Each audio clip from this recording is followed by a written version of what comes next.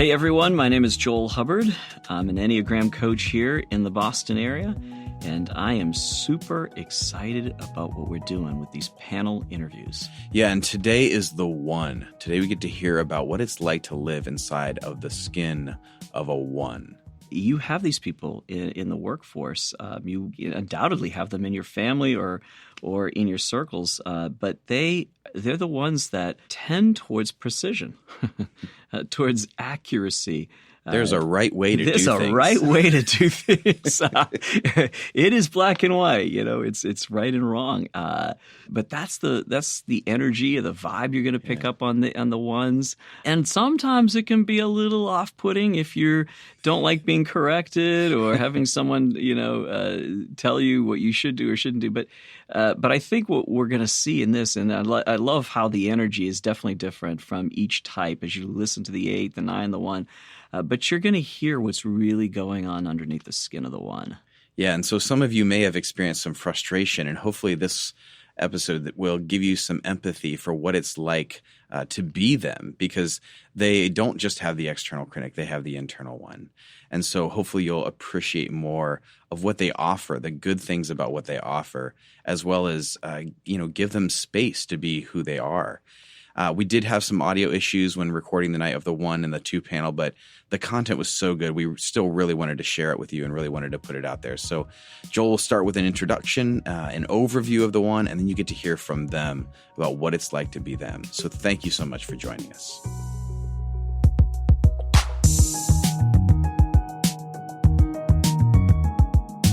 Number ones. You guys are number 1.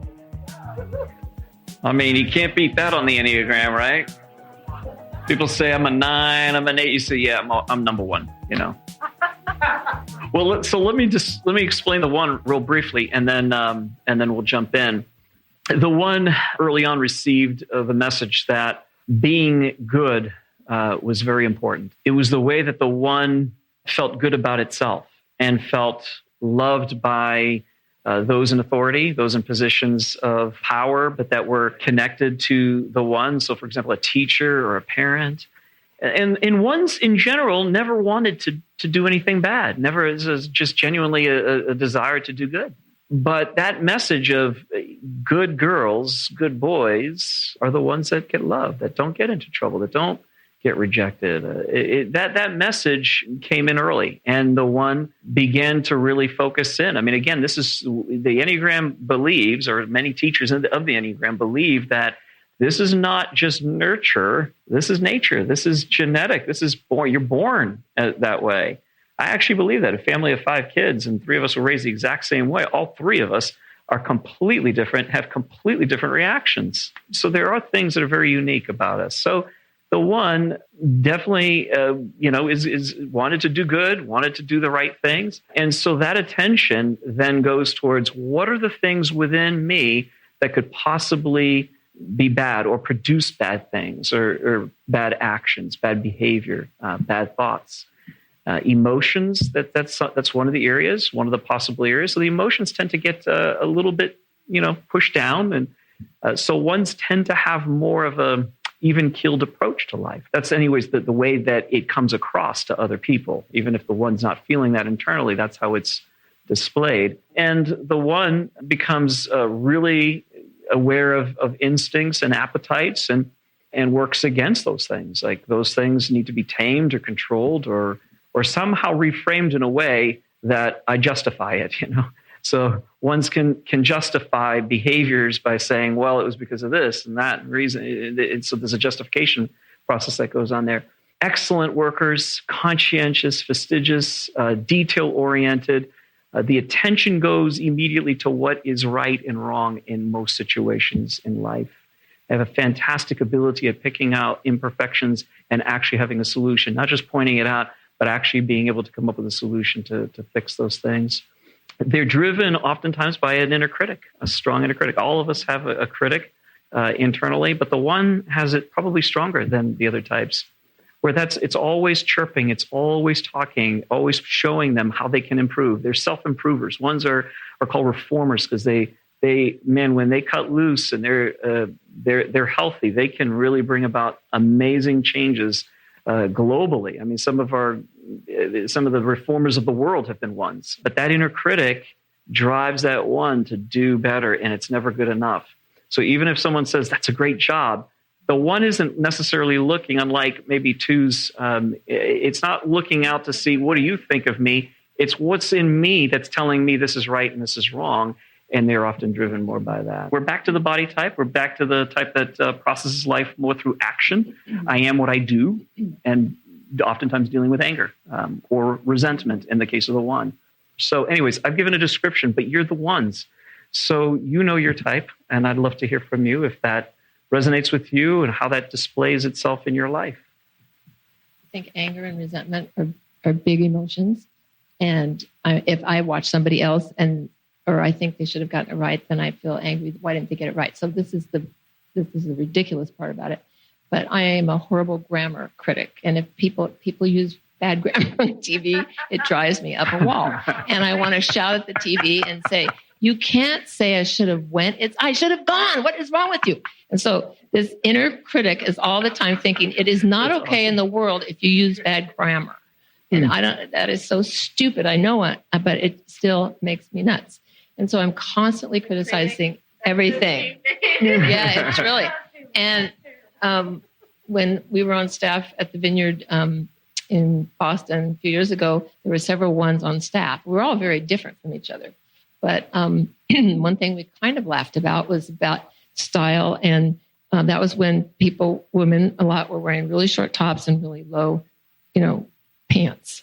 And so this one other woman and I was particularly, we talked about, I really don't like it if somebody wears this and they really have a lot of flesh and stomach hanging out because they think, we don't want to see that. So that's not okay. So we're judging that. But then if a girl comes along the street and she's a perfect figure and she's showing off, we think, you need to cover up. You're just showing off. So you cannot win with the one because it's never quite right. So that's a kind of judgment. We're always judging everything. It kind of gets old. Oh, I'm trying to think. I think from a younger age, I secretly inside my head felt like I was such a sort of keen but manipulative person because I very much had my own standard of what I thought was right and wrong.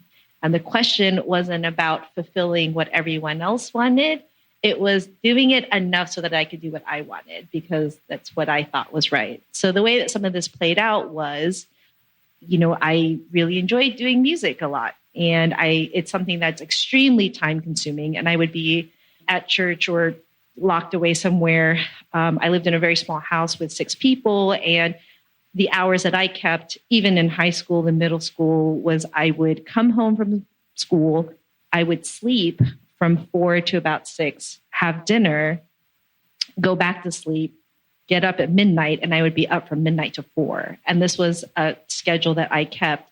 And partially it was because that was the time that I could find, to be alone and to do the thing that I wanted to do and play guitar and kind of have my own mind space. And as crazy as it sounded to everyone else in the room, if I brought home the A, really, can you say anything? Is it really so bad? Because you're getting what you want, which is, somebody who is outwardly successful because I'm getting the marks that I'm supposed to get. And I'm doing what I want to do, which is really where I want to, kind of shunt off all of my time and energy. And this is the way that I sort of sorted out how to work the system and still do what I want to do, which is what's ultimately most important. But I want to look like I'm successful to everyone else. So I have to have the marks in order to justify the other things that I want to do. So I'm not very good at this. When I was little, I always had to get A's. If I didn't do well enough, or I just took a really long time, I was in tears. And then I would just beat myself up. Even decluttering my house these days, one of the things, my mantra is, it's really impossible, and I look at it and I'm overwhelmed and I don't want to do it, is sloppy success beats perfect failure. And so even though I may not do it perfect, I still need to do it. At work, I can be tediously doing my notes, patient charts, and I could spend hours trying to make them perfect. I'm learning that I just don't care and I need to move on. because life just, I mean, the lists and everything goes on and on and on. And having fun just doesn't always happen when you have tons of things that you need to make right. Okay. Well, when I was born, 2 years after I was born, my older brother, whom I don't remember because I was only 2, but he died in the shot down over the South China Seas right at the end of the war. And so my parents were really sad.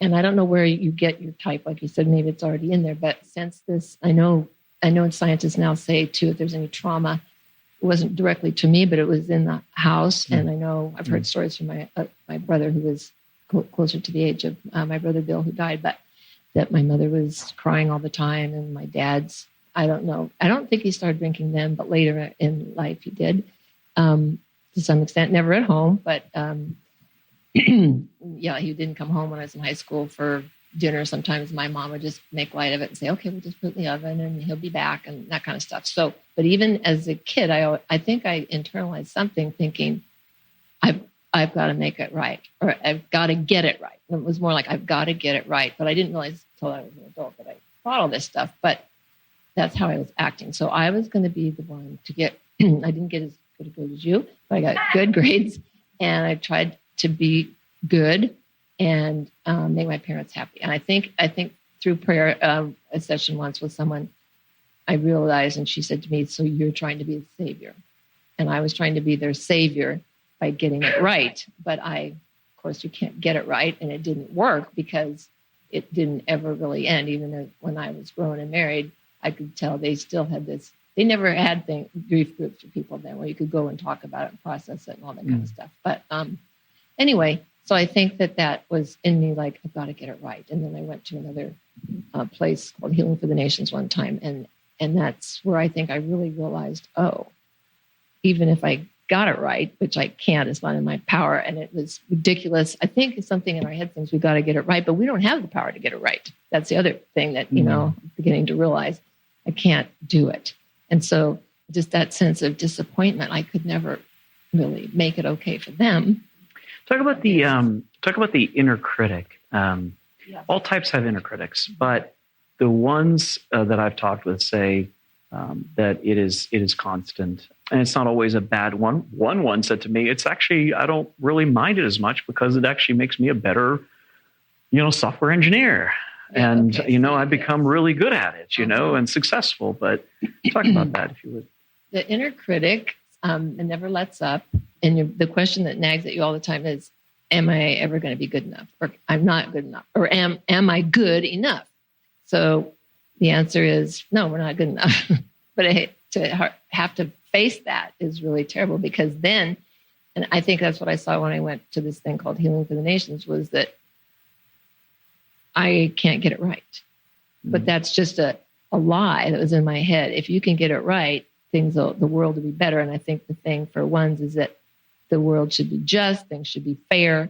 And when it's not, you're constantly disappointed. So I think we're always disappointed, because even when it goes well, and even if you got a good grade, it's never enough, because something. You feel like you're feeding the beast of the inner critic. Even if you get it right, the more you serve it, the more it seems to.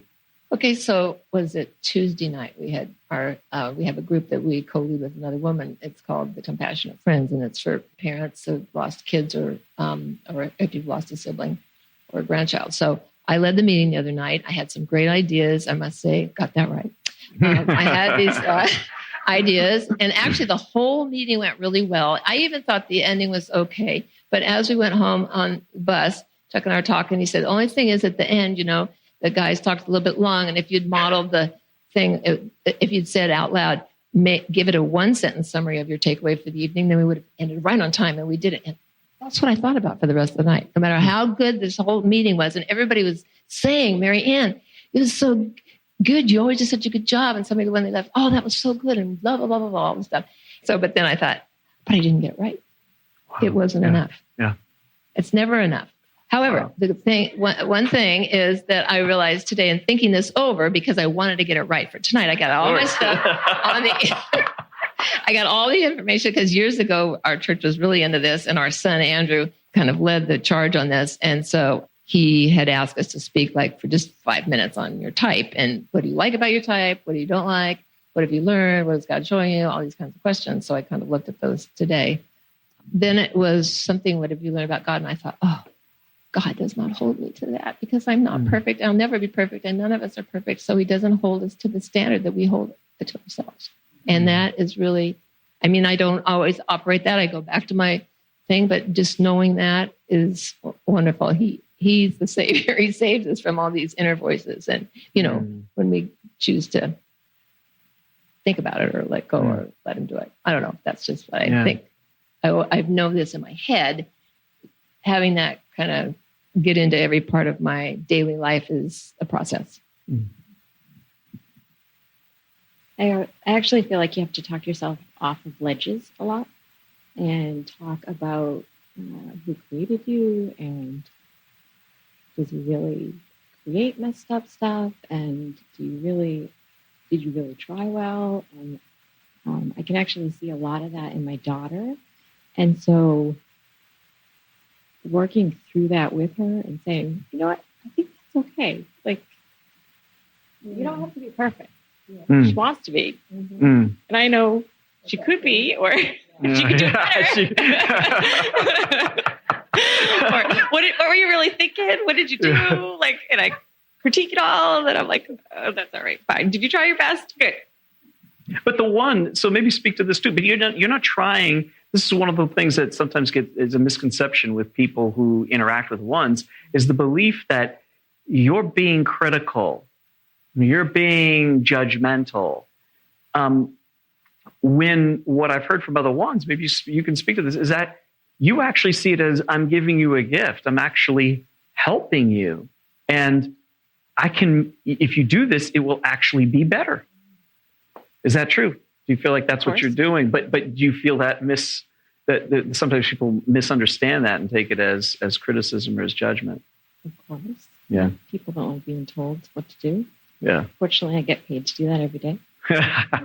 You get permission to do it. That's wonderful. It is great. You have found a good one job. It is a good one job. Yeah. I'm a PA, so I get to tell people how to take care of their bodies that they don't want to take care of. So yeah. There's like so much in there.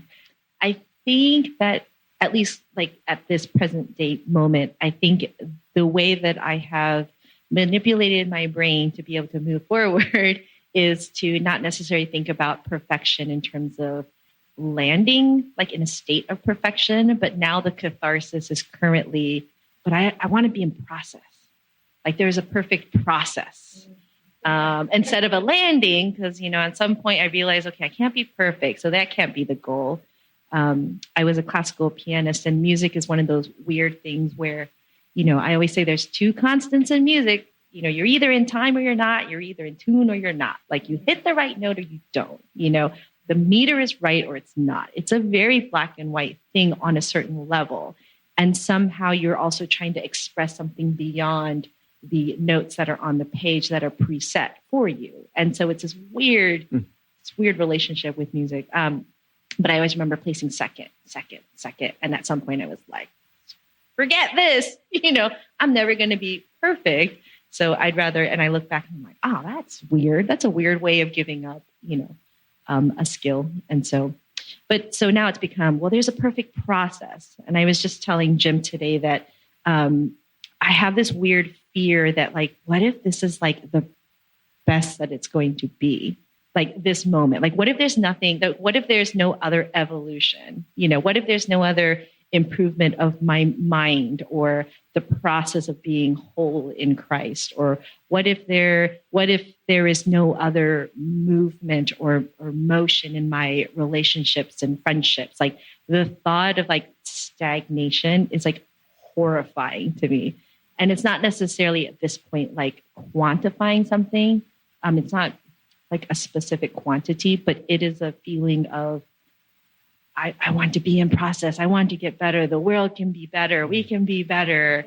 And so learning how to like intersect this with God, and sometimes being better means you don't get to do anything, and how to sit in that moment and be like, I think I'm getting better, but I don't know. I don't have any tangible way of knowing, but I hope I'm getting better. And it's just that weird, like cathartic sort of conversation in your mind of better, more efficient. It's like the efficiency thing at work. It's always, how can I get more done? How can I do this in fewer steps? You know, and I'm always telling my younger brother, just do it this way. Trust me, I've tried it all the other ways. And he still wants to like go through the process. And then he lands in the one that I told him to do. And I'm like, if you just would have done it, you wouldn't have been wasting all this time, you know?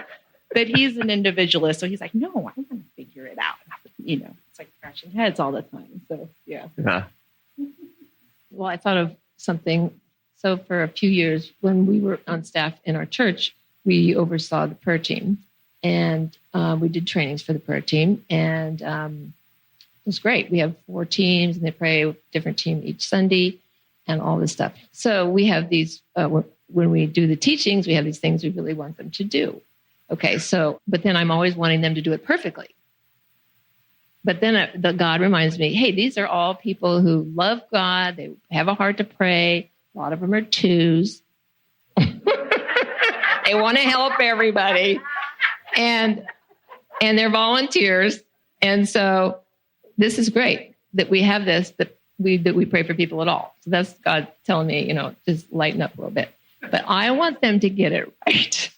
I want them to get it right. I want them to use everything that we said. And, you know, so then when I think about it, I get kind of uptight. I think, oh, I think they prayed way too long because the lines were back there and they're supposed to be paying attention. So this is the bad part about being a perfectionist, because I think it'd be better if, of course, I'm not allowing for God and His Spirit to work in here. Maybe He's not following the rules, because I don't really think the Holy Spirit necessarily follows rules all the time.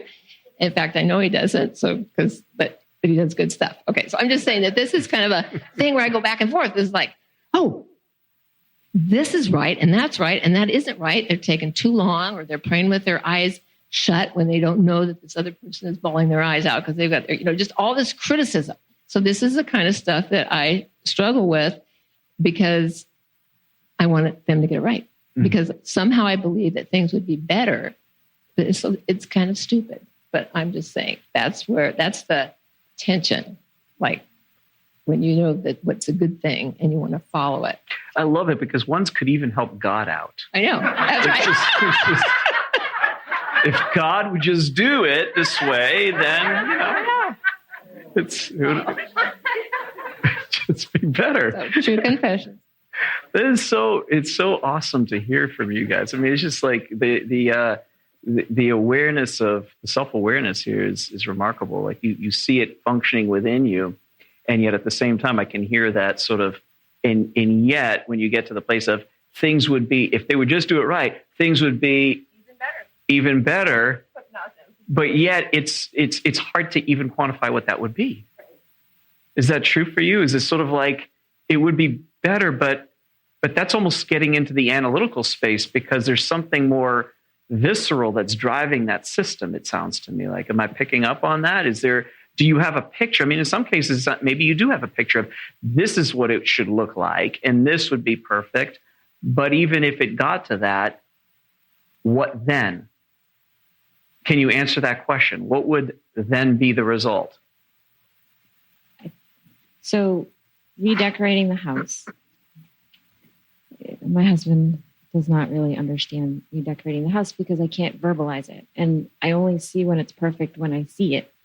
And he doesn't want to put a nail in the wall. And so he won't do it. And so we go back and forth trying to get it just right. But I don't know until I see it. And so I'll have to move stuff around and until it's perfect. And then when I see it, it's perfect. And I know it's perfect. Sometimes he does it when I'm not there, and then I can't really hide the holes. So I've got lots of holes.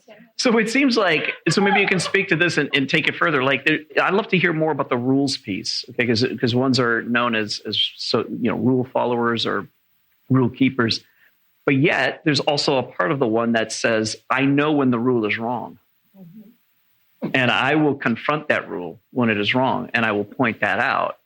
So for some types, it's really, I know what to do because it's been told to me what to do, and then I execute the job. The ones seem, and so what I'm hearing from you is there's also a very strong internal awareness of what right and wrong is that comes from within. as well as perhaps from outside of you. Maybe you can talk about that. The where does that? So, are you a rule follower? And if so, and you also know how to break them, or which ones should be broken, right? You're not afraid of that. You'll point that out. So, is it an internal thing for you? Is that morality and internal morality? Part of the church, I think the church world tends to bring a sort of oneness, one culture to sort of the rules, particularly in some more fundamentalist traditions where right and wrong is, you got to follow the right and the wrong. And so maybe talk about where that comes from for you. I'm trying to organize all those questions in my mind into a coherent, efficient response. When I type a 1, that's what they do. When I would do a typing interview with a 1, the question, if I ask a question, the 1 will say, "What do you mean by that?" Right. So it's like, it's really getting, you see so many different, yeah. Right. It's how do I most efficiently answer what I think you're really asking, surrounding all of the questions that you're circling around? Yeah. So where I've decided to land is there's definitely a very strong intuition piece for me personally. I feel like I've always been extremely, I would call it a healthy aversion to authority.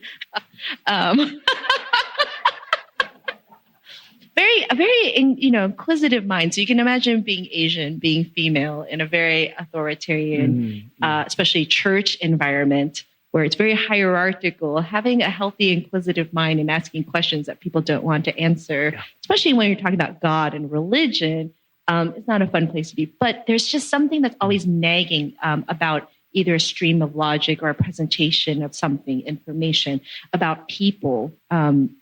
It's just something like I feel like I'm constantly reading things that I don't understand that I'm reading. I think it's part of the efficiency thing. I think it's part of, for me personally, like a drive to want to, it's the, what do you mean? Like, how do I communicate? Like, how do I get what's in my mind and make it as, as precise as possible to bring about, understanding, because understanding equals better. Evolution, things like that. And so definitely there's just a strange, intuitive feeling of, there's something missing. This doesn't quite make sense. And I can't put words to it, but I know that there's something missing. And for me, when I talk about being so obsessed with process, as I mentor a lot of young adults, I don't know. It's just one of those things where there's this intuitive sense of, that's it.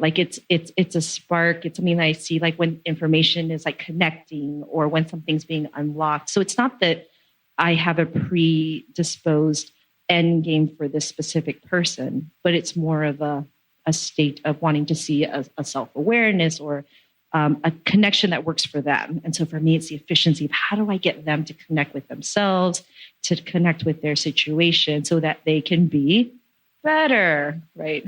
So that's how that sort of dialogues from. But there's a lot of just kind of, I don't know, I just know, and I don't know why I know. Okay. Or I question and I don't know why, but it just doesn't, I can't accept it. It's intuitive. I just can't do it. Yeah. Yeah. I can't just take your word because you have letters behind your name and I'm supposed to. It just doesn't work that way for me. Okay. Yeah. Wow. Good. So things have always been black and white until Joel and my husband. And now there's a lot more grays. Which is very unsettling. But welcome to the gray world. It's fun. I don't like gray. I really don't. But in general, I've always tried to figure out the rules so that I can get around them. And I don't know if that's part of one or that's just part of me trying to go around authority. I don't know. So my school said I couldn't have a tattoo that was visible, so I put one where people can't see it. Okay. I just have always figured out ways around. Whenever I am introduced to a new group or a new thing, I'm always observing, looking, asking questions, trying to figure out, okay, where are the rules? What are the rules? And how do I manage them? And I guess to some degree to figure out what's right and wrong. The other thing that I wanted to comment about was with my children, with disciplining, oftentimes they know what's right and wrong. And I'll put them in time out and then we'll kind of talk about it afterwards. And I may see right and wrong, and I may discipline them for the right and wrong, but the motive behind it, oftentimes I'm like, well, why didn't you just tell me that's what you were really doing? And so I am very strict I jump right into, that was wrong. You don't do that to your brother. You don't do that to your sister. And so I'm very quick to discipline, but then oftentimes I misconstrue it, but it seems black and white initially. I'm thinking about a group we were part of many years ago when we first got married, and we were in Campus Crusade for Christ International, but then we joined this Jesus, it's back in the 60s, at early 70s. We got married in the late 60s, 70s. Okay, 70s. It started out great. So I think I question authority because a lot of things that we were part of started out great and pure, and then they morphed into something else. And I think it's a very complex thing, but I think I have become I'm already judgmental to start with. I'm not slightly judgmental, I'm very judgmental, but I'm trusting maybe of some authority. And nobody's perfect. So that's the thing about it. One is you really are seeking perfection. You want perfection in leaders and authority, but nobody's perfect, right? And so to hold them to that is not really fair. I think I've learned that. But on the other hand, there's still something in there that when they, not crossing the line, but when there's something I think shouldn't say that, that's not okay. That's not okay for the pastor to stand in front and say that.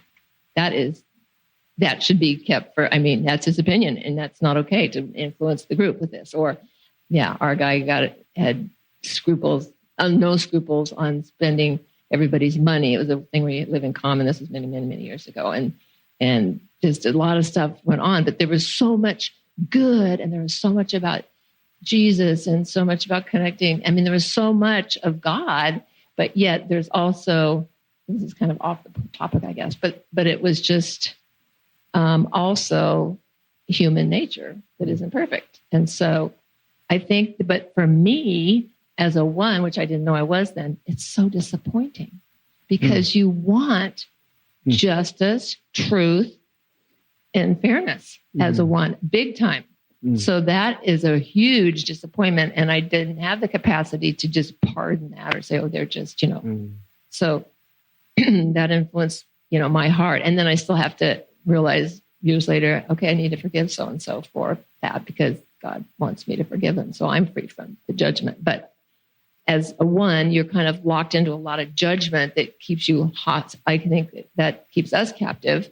That's the down part of that. You know what I mean? So in one way, we can improve things because we have a drive for truth and justice and stuff to be right.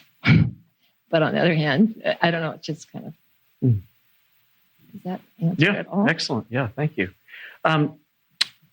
You did a great job. It was perfect. It could not be improved on.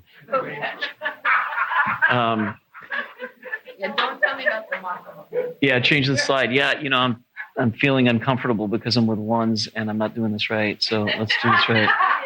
All right, here we go. So this is where ones go. So let's talk about the emotional part. And ones tend to go from their body types. So you heard a little bit from Sue in terms of the intuition that functions within. There's just a knowing. Ones will describe, eights, nines, and ones will describe this sort of knowing that comes from their gut, their internal sense. It's not an emotional knowing. It's not a head knowing. It's really more of a body knowing. Then oftentimes ones go to rationalizing, like we all do in this country and in the developed West. We go to rationalizing it. So ones that I've talked with will say, yes, I go from this sense that I know what's right, but then I rationalize it, justify it, and do all this brain exercise to make it right. But the work of the one is to deal with the emotional center as well, not to just leave that aside and go from body to head. So talk about the emotional processing. How does that working for you, and how do you process emotions? Being that's one of the areas that tends to get tamped down by the one. I don't have the right answer, so I can't start. Yeah. Well, there's not too much to say. I don't like emotions and I stuff them. So that was efficient. I hate them. Precise, efficient. Why do you hate them? Example. They're messy. They cause irritable bowel. They cause pain in my back. They cause all these issues. That's funny. I never knew why my belly hurt every time I was about to go out on a date or something. And I'm like, what the heck is wrong with me? I'm excited. Like, why is my belly hurt? Mhm. Like, it was crazy. Just emotions. I'm crying for no reason. It's sloppy. I need tissues. I hate it all. Like, and I love it. See, I'm watching her engage the process. I'd rather be angry. I hate anger too, but I'd rather like go to anger and like get stuff done. Like, Right. I'm really pissed off and I just want to do stuff. I don't know. Here. I hate emotion. There you go. Here's my emotion. So fascinating. I love it. I don't know. Emotions. Yeah, I definitely think that like I'll have an emotion reaction to something first, but immediately, yeah, it does go to like, why? How do I explain this? Like, how can I use this like for something productive? And if I can't, maybe it just needs to go away, or I'm going to channel it into something else. So, yeah, emotions are pretty complicated, but I feel like at the heart of like the moodiness and stuff is there's this like just out of reach picture of like dream, like this dream of like, wow, like if people are just like, for me, it's like my personal picture of heaven. It's like, if everyone's like the best version of themselves and everyone is not a perfect version, but like the best version. So like you can say something and maybe I think it's offensive, but I have the capacity to be like, hey, did you mean that? I heard it this way. Did you mean that? And having grace, and then having someone say like, oh no, like I just thought it was this. And then, you know what I mean? Like these kinds of conversations where people can just be themselves and like no one's, getting triggered by this and that. And this kind of picture of like, well, if this job doesn't work for you, like it's a big world. Can't we figure something else out? Like, can't you be happy? And isn't it okay if you change jobs? You know what I mean? You know what I'm saying? Like these examples of like, why, like this sense of harmony with ourselves, harmony with God. And there's this dream, and it's like just out of reach. And then it's the cathartic, like there are moments where I get so depressed because I'm like, I can't figure it out. God, help me figure this out, and there's this sense of not wanting to be seen as judgmental, as critical, as, a negative person. But at the heart of it is this dreamer. There's this hope and there's this desire of, because better is not just better for me, but there's a bigger sense of there is something better. Like there is a better out there, for everyone, whether it's being just more healthy, more whole, whatever it is. But it's that picture of if you're better, I can be better, because I'm not an individual person. We're a whole system. And if the whole system gets better, like it's a good thing for everyone. And so there is an idealism. There's a strange hopefulness. There's the dreamer aspect of it, and the constant like struggle of like, how do I parse this down? How do I figure out like how to do something tangible with it? And then sometimes the complete depression of, I don't know, like how to do this, but I know something exists. It's that nagging thing. Like I know something's there. And whether it's frustration, anger, because if you just worked a little bit harder, gosh darn it, like if you just worked, if you just did this, like it would help. Like you're keeping yourself, it's the victim mentality. Stop doing that, that type of like anger things or resentment that definitely comes about. But there's definitely like, sometimes it feels internally very much like a roller coaster ride of highs and lows. But on the exterior, it's like, it's the logic, it's the ration, that keeps everything looking like it's together on a certain level. I think expressing emotion we all feel loads of emotions all the time, but I don't know that when we name them and it helps us experience them better. I think in the last few years when we were doing a class I think we have called it several things. First, it was premarital class for people who were dating engaged. Then we made it a healthy relationship for couples. But anyway, at some point in one of the books, they had all these feeling words, negative ones and positive ones. And so we were put into pairs, and then we had to come up with 3 things that you liked about your partner. And you had to say, when you do this, I feel that. when you said this, I felt respected. When you did that, I felt loved. I felt proud of, or something.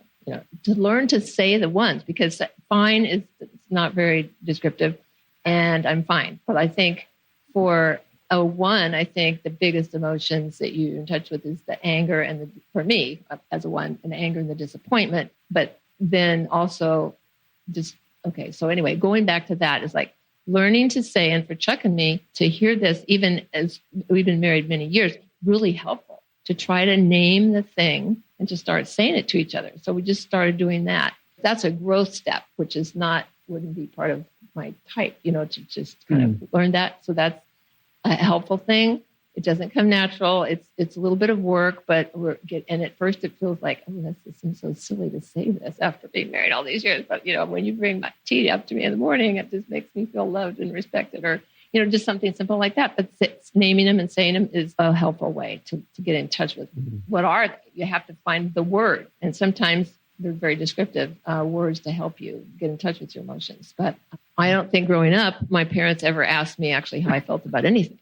They just didn't talk. And I knew that they had great sadness, but they didn't express it very often. Or even if I got the picture of my brother out and said, let's put this picture out of Bill. And my mother would say, yeah. And then she told me a couple of things about him. I'd ask her a question. She'd tell me.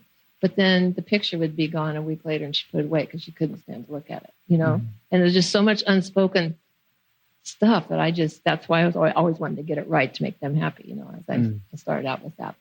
Well, it's great. And what you said, and I think it's very helpful for all of you guys to hear this as you run into ones, is that the ones do feel emotion. It's not because the external doesn't display it, or you guys come across as efficient, logical, practical, work first, work hard. But that doesn't mean that underneath there's nothing. It's there. Being a perfectionist, when I married my husband, I thought he had all the answers. He always made quick decisions. And I thought, well, you would never make a decision that fast unless you knew it was the right thing to do. And so into about 20 years into our marriage, I found out that he is different. We hadn't do any personality types, nothing. We had no preparation. And so when I found out that he is, I forget what it was, one of the tests, he was a D or something. Anyway, there's a goal driven. You just make a decision quick because you want to make, don't care if it's right or wrong. You're making it because you've got a goal and you're just going to make the decision. I thought, oh no. All these years, I thought Chuck was doing it because he knew it was the right thing. He just wanted to get on with the next. What a letdown, huh? I know. Okay. Anyway, I got off. What was? Oh yeah. Okay. So today, because I wanted to get it right for tonight, I read over all my notes on the Enneagram. No, this is true. It said that we make really good teachers and leaders. And I taught school for 20 years. And I thought, you know what? I did a darn good job teaching. I actually like the kids, so I do have ability to connect and love people, but I'm just not motivated to go out and just help everybody. I definitely am not a 2 because I think I have no compassion. But when I meet you and if I meet you and hear your story, then I will have compassion. But for the masses, no. So I'm definitely not going to start a trip to some country to help all the people I don't know. I have to know you and your need, and then I'll take care of you. Okay, anyway. One thing with the right and wrong, I just want to bring you a little bit actually turning to the gray on something. Every day I was working with a thoracic surgeon and I had to deal with smokers, and my mind smoking is bad. Black and white, causes lung cancer. I can give you 100 reasons why you shouldn't smoke. Learning about the gray aspect of addiction and working through communicating that with the patients and becoming more compassionate toward people, it was really eye-opening. I mean, it wasn't just black and white anymore. So it was really a neat process to be able to communicate. Yeah, you deal with that. Every day you wake up, you have to make that decision. Like it's something that it's not black and white. You can't just lecture someone, and I mean, there's more to it. So processing that and learning, not everything is black and white. Nice. To answer your question a little bit I think definitely for me, when I am left isolated and in my own mind and rationalizing, very much people can become numbers and statistics, and I could care less sometimes. I have the ability to really shut it down because that's how you have to be efficient. If you want to get it done, you can't sit there and, hand feed every single person. So you understand that there's collateral, and efficiency, as my friend smiles here. For me, I think like the more that I am in touch with people, I think some of that, I don't know, like intuition thing, the caring about people thing, the bigger value, the bigger process, the bigger perfection, or the better part is better intimacy and being known and knowing that person. It's not an expectation of a static perfection, but for me, as when I was younger, it was. Because, 18, I knew everything. I could tell you everything. This was the thing, But like the more you're in touch with people, I think, putting a face and that intuition part and the feels and stuff and the emotions, it really helps to keep the perfectionism from being just a static number or a statistic or an end goal. The God piece has been so huge in all of it, because I think that really informs. It's kind of like at the heart of what I want to do and be. There's this motivation of the changing the world bit. It's I'm going to work so hard. Like whatever I ask of you, trust me, I've probably done 3 times the work. When you ask me a question, I've probably thought and obsessed about that question 10 times over. I've had this dream probably for 10 years, even before I knew how to describe what it was. I mean, it's the, like, you can't even express like the heart, the emotion, the thing behind all of the work, all of the structure, the efficiency, the desire, the drive to move forward, whatever that forward is. But for me, I think God has really informed what that looks like, so that it's not so much about the statistic or about the specific end goal, but it's really about, something else, like a wholeness piece. So, like that moment when you connect with somebody and they get the thing or something happens, it's like, that is the moment that I'm living for. Like I am living for that moment right here, right now. And it is an experiential thing. And then the lows are so incredibly low and so incredibly depressive that, it's, Wow. So for me, it's very much a double-edged sword, because I can't picture myself any other way. I just can't, like that. This is just the way it is. And I just accept it. It's not efficient to question why I am this way. It is. And the question is, what do I do with it? Or how can, So that's how I process that. Excellent. That's how I fix it. That's it. Okay. Hey, give these guys a big hand. This is just awesome that they did this.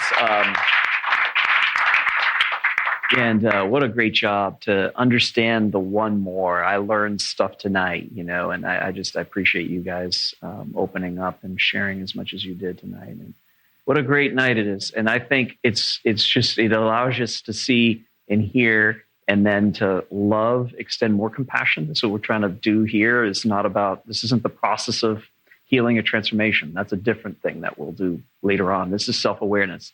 And it builds the capacity for us to have compassion for one another, to understand, first of all, that the world is very different and much different than you even imagined it could be. And people are that. There's such a variety of folks out there. And so hopefully that's what it does for you is it creates more compassion, understanding. Maybe there's a one in your life. Now you're going, because I know what happens, right? You're in these kind of sessions and you start thinking, that explains my boss. I think my boss might be a 1. I think and you start to be able to do that. And it also helps you to perhaps relate better with them, extend grace to them. So thank you so much.